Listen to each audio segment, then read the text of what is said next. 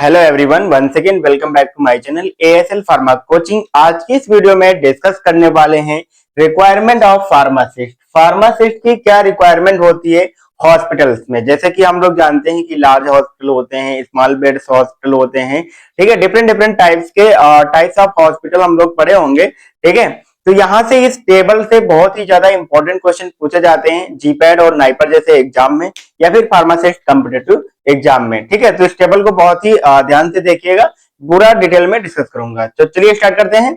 My name is Aman, also NIPER and GPAT qualified. चलिए start करते हैं। सबसे पहले हम बात कर लेते हैं बेड स्ट्रेंथ, यानी कितनी स्ट्रेंथ का बेड्स का हॉस्पिटल है और उसमें कितने pharmacist, number of pharmacist required रहते हैं। ओके, तो यहाँ पर सबसे पहले हम बात करने वाले हैं, सिंपल सा आप देख सकते हैं यहाँ पर स्ट्रेंथ ऑफ बेड। अगर स्ट्रेंथ ऑफ बेड की हम बात करते हैं तो यहाँ पर bed strength up to 50 bed. अगर बेड हॉस्पिटल की बेड स्ट्रेंथ की बात करते हैं अप टू 50 बेड तक हॉस्पिटल रहता है, तो यहाँ पर कितने फार्मासिस्ट रिक्वायर्ड होते हैं। तो total number of pharmacist 3 pharmacist are required in the up to 50 bed hospital. Okay, next हम बात करने वाले हैं up to 100 bed hospital. 100 beds तक अगर कोई हॉस्पिटल होता है तो उसमें कितने फार्मासिस्ट रिक्वायर्ड होते हैं। तो सिंपल से आप देख सकते हैं यहाँ पर 100 बेड्स के लिए 5 फार्मासिस्ट रिक्वायर्ड होते हैं।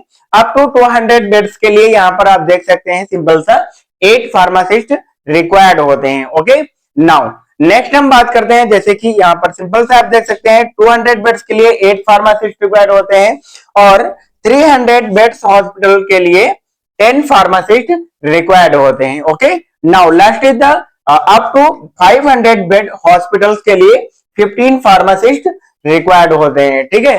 तो ये requirements of the pharmacist in the basis of the strength of beds hospital, उसके बिहाफ पे हमने डिसाइड किया, डिस्कस किया यहाँ पर कि कितने फार्मासिस्ट रिक्वायर्ड होते हैं, ठीक है। अकॉर्डिंग टू गाइडलाइन इतने फार्मासिस्ट रिक्वायर्ड हो सकते हैं। अब ऐसा भी हो सकता है कि आप यहाँ पर करंट टाइम पे अगर वर्तमान टाइम पे आप जाके 50 बेड हॉस्पिटल में देखें तो हो सकता है वहां पर 3 फार्मासिस्ट रिक्वायर्ड प्रेजेंट ना हो, ठीक है, बट इतनी रिक्वायरमेंट रहती है, ठीक है।